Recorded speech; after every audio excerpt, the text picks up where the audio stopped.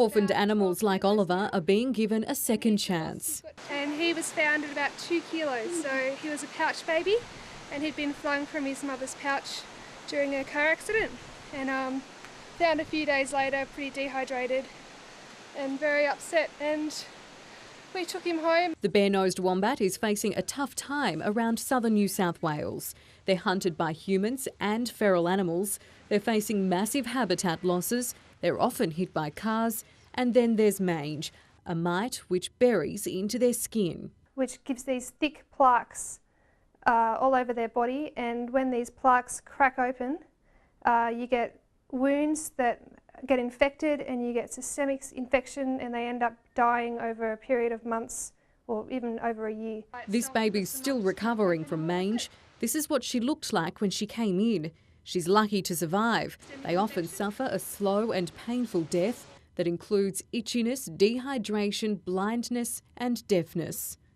Alison cares for orphaned wombats through the Looking After Our Kosciuszko Orphans, part of the Snowy Mountains Wildlife Rescue Group. The small ones you can feed every 4 hours, and the larger ones, I've got 2 in here at the moment that are getting fed 3 times a day, which is a lot of work because you've got to make up the milk and then you've got to clean up their areas as well, make sure it's all nice and tidy and give them grass time each day.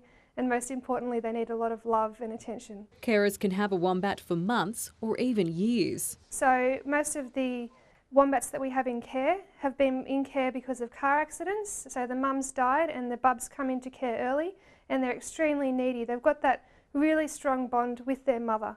So you need to replicate that either through a carer. Alison's built a wombatorium for her older orphans.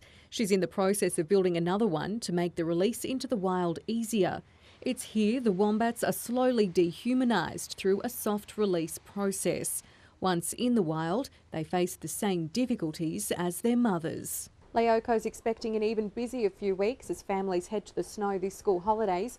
They're urging everyone to stop and check if you hit one of these guys along the way.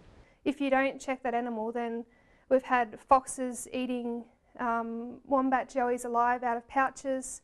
We've had them freeze to death, starve to death, or dehydrate. So it's a much kinder thing to do to spend the 5 minutes and check and then call up Leoko. It's expensive to care for a wombat. Alison currently has 5.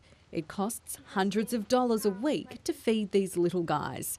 If you'd like to donate or even volunteer, contact Leoko. And you can do your bit to save our precious wildlife. Near Numeralla, Yana Black, Win News.